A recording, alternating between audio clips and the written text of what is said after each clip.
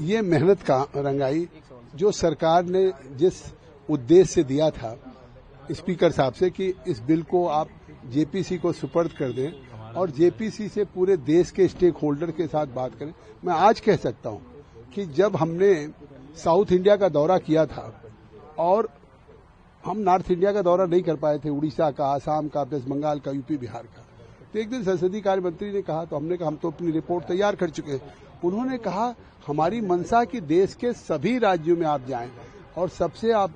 Stake holder से बात करें। तो आज वो हमारी जो 428 पेज की हमने रिपोर्ट दी सभी स्टेक होल्डर्स के साथ, स्टेट गवर्नमेंट के ऑफिशियल के साथ, all India Muslim personal law board, Jamiat Ulama या इस्लामिक स्कॉलर जितने लोग हैं इनके साथ किया। और रोज बैठकों में हमारे ओवैसी से लेकर के इमरान मसूद सब थे और सबको करने के बाद आज उसको अमेंडेड फॉर्म में बिल लेकर के सरकार आ रही है। ये निश्चित तौर से एक ऐतिहासिक दिन है क्योंकि 1995-2013 में जो एक संशोधन करके और जिस तरह से वक्फ को संविधान के ऊपर कर दिया गया था सेक्शन 40 में, तो आज वो आर्टिकल जो 14 का, आर्टिकल 19 का, आर्टिकल 300A का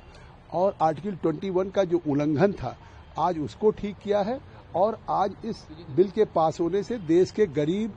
पसमानदा, आम मुसलमानों का इसका फायदा मिलेगा। लेकिन लगातार क्वेश्चन कर रहा है और जो है डिस्ट्रक्शन कर रहा है, चलने नहीं दे रहा पार्लियामेंट को। ये शुरू से कर रहे थे, हमारे ऊपर बोतल फेंक रहे थे, झगड़ा करने का आमादा थे, कागजों को फाड़ते थे। जिस तरह से जेपीसी की मीटिंगों को हमने 6 महीने में जिस तरह से कंडक्ट किया है, 8-8 घंटे उनको सुना है हर समय, तो ये तो डे 1 से हमारा विपक्ष हो या चाहे आप बिल आज आ रहा है, जिस तरह से all India Muslim personal law board ने काली पट्टियां बांधने के दौरान रमजान के में कहा, जब प्रेयर के समय मस्जिदों में कहा, तो सियासत हो रही है।